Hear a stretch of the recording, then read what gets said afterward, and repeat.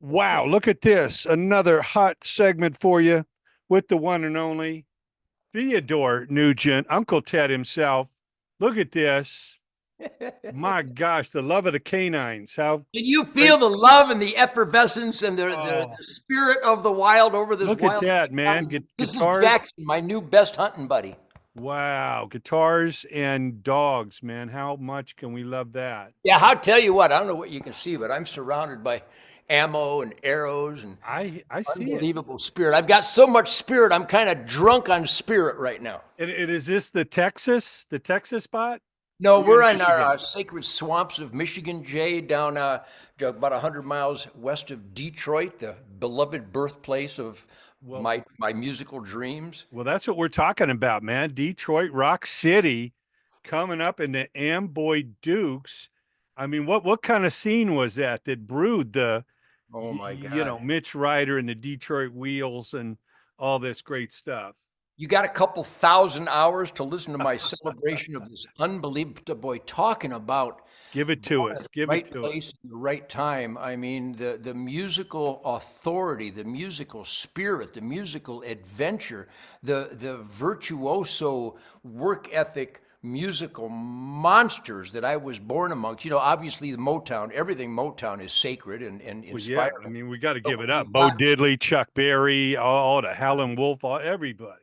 Well, all the black heroes had so much more emotion and so much more piss and vinegar, so much more energy, so much. Again, I use the word musical authority, and I think you, as obviously, if you and I are here to talk about Carmine Appice and the incredible Cactus music, because there were two Jimmy Detroit McCarty, of monsters course. in the Cactus band. Jim McCarty, my dear friend and my musical hero, the greatest guitar player in the world. Somebody write that down. And Rusty Day, one of the Rusty original singers Day. for the Amboy Dukes. Wow. So the excitement level was just immeasurable. There, the MC5 and the Rationals in Brownsville Station and Dick Wagner and the Frost and the Scott Richardson case, the Amboy Dukes, certainly Bob Seger, all these amazing, amazing bands were so influenced by Billy Lee and the Rivieras, who turned into Mitch Ryder and the Detroit Wheels, and all those unbelievably gifted, authoritative musicians that inspired all that. Again, the high energy tightness. We were past the baton of musical authority of the James Brown, Wilson Pickett, Sam and Dave, Motown Funk Brothers tightness by Mitch Ryder and the Detroit Wheels, and that continued to inspire all of us to this very day. Well, no question. I mean, the pioneers, the roots of rock and roll are alive and well. And not only you, Ted, but what we're talking about. Carmine has put together a hell of a Cactus record. Everybody's on it, including yours truly. And the roots of that, man. Talk about, Jimmy McCarty coming out of, Detroit Wheels and Buddy Miles Express. My gosh, what Well, what what soul he had. what you heard from Vanilla Fudge was on a parallel musical course with what Billy Lee and the Rivieras, again, that was their name before they changed it to Mitch Ryder and the Detroit Wheels, I think in Okay. '64. Um, the Vanilla Fudge and the the aspirations and the work ethic. I don't think anybody gives enough credit to the work ethic of our favorite musical forces, whether it's the Stones, the Beatles, or the Yardbirds, but most importantly, Chuck Berry, Bo Diddley, Little Richard, Jerry Lee Lewis. We're talking a work ethic where we just practice. And I say we because I was born in that vortex. I was born in 1948, and Les Yep. Paul had just electrified the guitar a few years earlier. And of course, there was the Ventures and Lonnie Mack and Duane Eddy, but this new, excitable, twangy, edgy, defiant, dare I say, irreverent guitar tone inspired all of your favorite guitar players in the world. So that work ethic that forced us, not from outside influences, but the music is so compelling to this day. Music is the universal communication, and it's the soundtrack for all the human experiences and inspiring some human experiences that might not have been pursued if it wasn't for the music. The point being that Vanilla Fudge, Tim Bogart on bass, holy God in heaven. Carmine Appice on drums, holy, talking about burning down the village and the status quo. Yeah. Mark Stein on the Hammond B3 and Vinnie Martel on the Gibson guitar. Those four guys, like Mitch Wright and the Detroit Wheels four guys, they practiced, and the Amboy Dukes, the MC5, the Brownsville Station, Bob Seger, we practiced and we practiced because we wanted to be as tight as James Brown. Yep. We wanted to be as energized as Little Richard. We wanted to be as musically moving as the incredible cadence and lyricism and orchestration of Chuck Berry and Bo Diddley. And of course, the mighty Motown Funk Brothers were right down the street. So the influences, a lot of guys go, well, we played hard edge rock and roll because of the Industrial Revolution. We were kids. We didn't have jobs. We weren't on the assembly line. I mean, I delivered newspapers and I raked leaves and I shoveled snow and I washed cars and I sold night crawlers to pay for my first amplifier. But that was from Joe Podorczyk at the Capitol School of Music on Grand River in Detroit in 1959. The point is that all that influences the original creators of that music, the blacks coming out of the worst crime against man, slavery. So they had the more hurt than anybody else will ever know. And they had more rejoicing coming out of that sin, that curse, that scourge of slavery. So that's how the Howlin' Wolf and the Muddy Waters and the Lightning Hopkins and ultimately B.B. King and Freddie King and Albert King and ultimately James Brown, the defiant factor, the uppity factor, that influenced all the best music in the world. And what Jim McCarty showed me at the Walled Lake Casino. My band, The Lords, opened up for Billy Lynn Rivieras and the new band called Martha and the Vandellas at Walled Lake Casino. I remember it all. It was unbelievable. So what you hear on the new Cactus tribute album is a lifetime of dedication to delivering, and again, I might be the only guy to use this word, musical authority. When you first heard AC/DC, it had an aura, it had an authority because they practiced, whether it's Aerosmith or Van Halen or Journey or Foreigner or Cheap Trick or Ted Nugent or whatever band you love. We were all influenced by the groove, the tightness, and the dedication to our craft of all the black heroes. And when Elvis came along, the reason he was so powerful is because all of his influences were directly from those black, emotional, defiant, irreverent, defiance, my favorite word, because they defied the status quo. And here it is, 2024, and I'll be 76 years old, and you can tell there's still that ageless fire from Carmine and Doug Pinnick on the Cactus tribute album. And how about Dee Snider singing the song that he did on that record? I mean, these guys still have that piss and vinegar factor, and I couldn't be more proud or more honored or more humbled to be invited to be a part of this. Well, it is phenomenal. The lineup, when you think of paying tribute to, these guys, it all comes back to that working class Detroit machine. Like you say, man, it was precision. You guys would practice every day because what's more fun than playing music and getting tighter? Because you got a show next week and there's a tour coming up, and you didn't want to just show up and play. You wanted to blow them away. Well, just this morning, I don't know what this sounds like.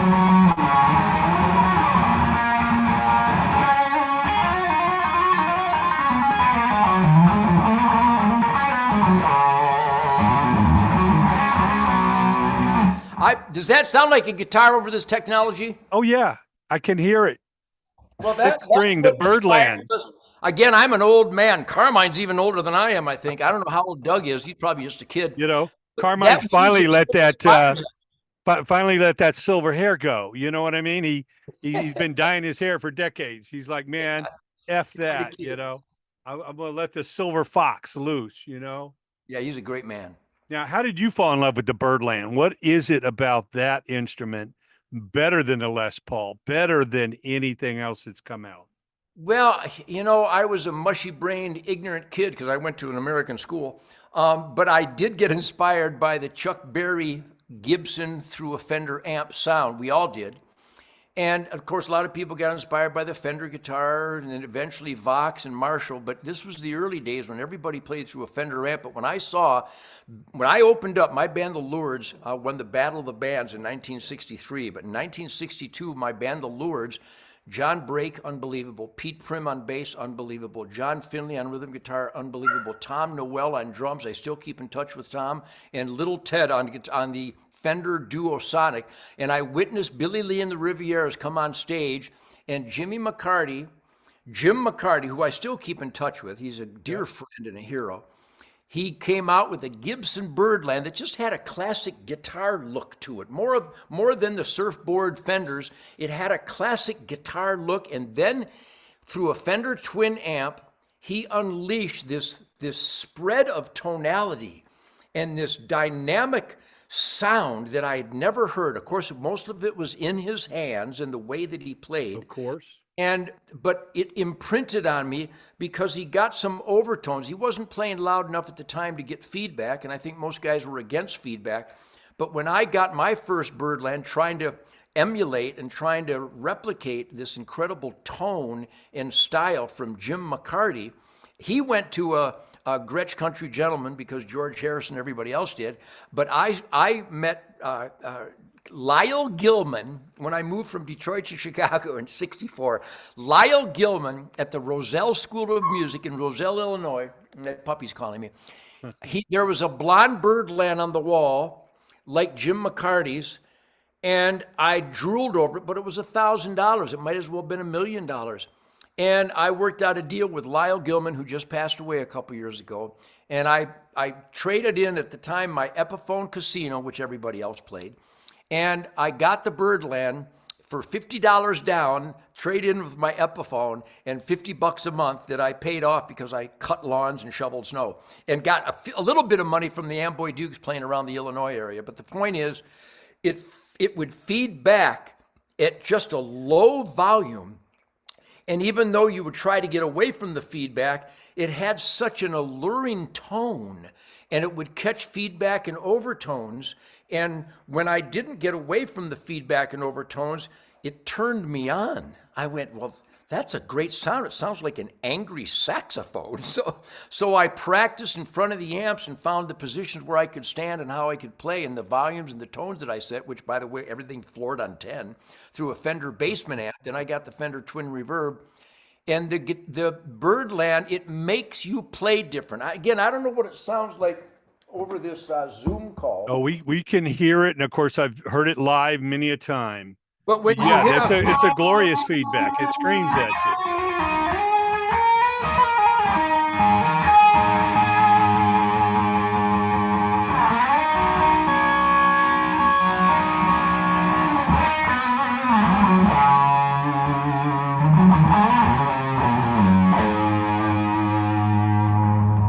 That son of a bitch would just feedback and feedback and feedback, and if you can control it, you never control it, but you harness it, and that's where I developed my style because of the resonance and the depth of my puppy's bark and the depth of the Gibson Birdland. It makes me play different. Every one of the songs I've ever created, I don't write them. I sit down with the Birdland through my various amps I'm playing around with, and it makes you play a certain way, and that's where all my licks come from playing and experimenting and standing in front of the different settings. And I have a pulsation, a staccato grunt that's ultimately delivered on the opening of Stranglehold, where all those counter rhythms and those pedal tones and the chicka chicka, almost Bo Diddley on steroids, Bo Diddley on venison, the Birdland makes you play a certain way. And I still, to this day, even as an old man, I can't wait to pick up a Birdland and try new stuff. Yeah, well, it's your signature guitar. You're known for it. I mean, right when you walk out on stage, that guitar is screaming at you, and you just it's like a cacophony of feedback, man. Yes, I love cacophonies of feedback. It surrounds you. It's like you try and tame it, but you can't. You just ride it, you know? And the volume that I play it over all those years, in fact, I got my Miracle Ear hearing aids in right now, so I can hear you pretty good. But I've really beat myself up with the firearms training before I started wearing hearing protection. Yeah. But the Gibson Birdland has such an unlimited array of frequencies and tones and spreads and dynamics and overtones and it's just noises that you can turn into rhythms. And that's what I do. And again, I'm so lucky because I'm an old man. But when I play my guitar, even you may have noticed, even when I talk about the music, Sure. I'm like a 12-year-old horny, giddy maniac because I can't wait to talk about the music. I can't wait. We hope you never lose that. That is I will never lose that. well, tell us about the song One Way or Another. Of course, Doug Pinnick on bass and singing. But why did you choose that one? Why did you tell Carmine, I want that one? Well, Carmine and I talked about it, and Cactus is such a hidden gem in many ways because if you listen to Parchment Farm with Jim McCarty, Tim Bogart, Carmine Apiece, and Rusty Day, my music is extremely high energy. In fact, I would like to think that my Motor City Madhouse, Stranglehold certainly, Stormtroopin'. On the new record, there's a song called Feedback Grind Fire that is the most high energy, intense. Wango Tango. I mean, what kind of animal is Wango Tango? I mean, the energy level is off the charts. But I will tell you right now, the most intense musical energy firestorm is Cactus on the song Parchment Farm. I can do almost anything on the guitar, but I'd really have to submerge myself into what Jim did with Carmine, Tim, and Rusty on the song Parchment Farm. I think that was on their first Cactus record. Yes, it was. That rhythm is such a screaming Whitewater Rapids horrible storm of, not horrible in a good way, like really a horrible night of great sex. That's wonderfully horrible. Parchment Farm by Cactus, it makes everything seem tame. And now remember, I'm not tame. My music is off the charts, scary, intense, high energy because of my bandmates. My bandmates are the best in the world. But what Cactus delivered on Parchment Farm is just out-of-body martial arts insanity musical authority. But when it came time to play on Cactus tribute album, Carmine called me. He recommended One Way or Another, and I immediately went, we don't even have to talk anymore.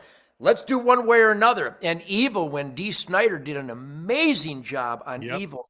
There's so many great performances because the songs and the history of what Cactus inspired in all of us is so volatile. It's so real. It's so ethereal. It's so cosmic. It's so insane, intense that everybody is compelled. We force ourselves to put fire into the performances on Cactus songs. So One Way or Another was a perfect pick for me. And plus to play with Doug Pinnick, I mean, this guy's a monster musical force. Oh, yeah. Carmine, I've got the best rhythm section in the world. Jason Hartless, Johnny Big, Greg Smith. All my drummers, my bass players have been the best in the world. So to play with Carmine and Doug was another high for me. Well, yeah, and on the album that kicks off with Joe Bonamassa and Billy Sheehan doing the new version of Parchment Farm, and how do you get better than that, man? Joe's got the blues in him, Billy's got the monster bass. I mean, what a hell of a lineup on this album. But one of the great rags. By the way, how relieving is it to have this unbelievable, wonderful, killer, authoritative music in the world of the stupid music of 2024? What a refreshing excitement this is, huh? Well, it is. And when I first talked to Carmine, I had only heard like the single. And then I called him back. I said, we got to do another interview. I just listened to the whole fucking album and it is scary. I mean, it is unbelievable. Every track on it is amazing. You're going to turn a whole lot of people onto the Cactus catalog. Good. They're going to say, I heard of the band, but I haven't heard the band. So, Spotify, whatever, however you do it, go back and study this. And obviously, Jim McCarty, like you say, he's still a hero. He's still playing around Detroit. And Rusty Day, what can you say about Rusty, having worked with him in the Amboy Dukes? Why was he perfect to get in Cactus and do his thing?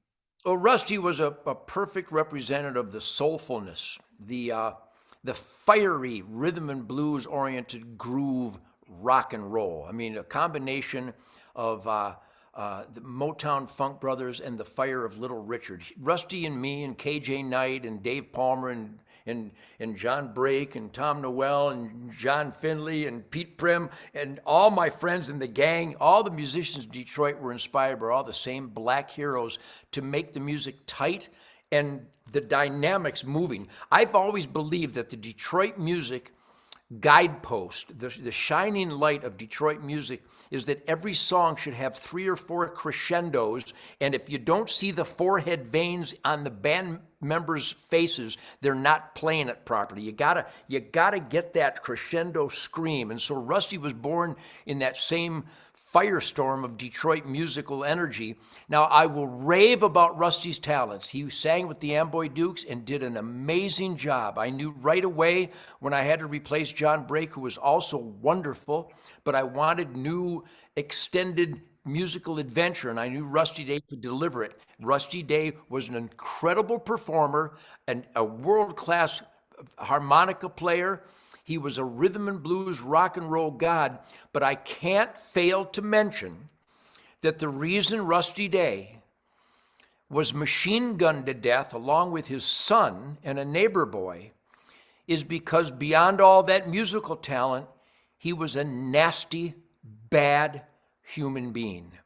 He was so stoned and drunk all the time that he burned every bridge. And I'm only saying this so people know the full picture. And again, sure.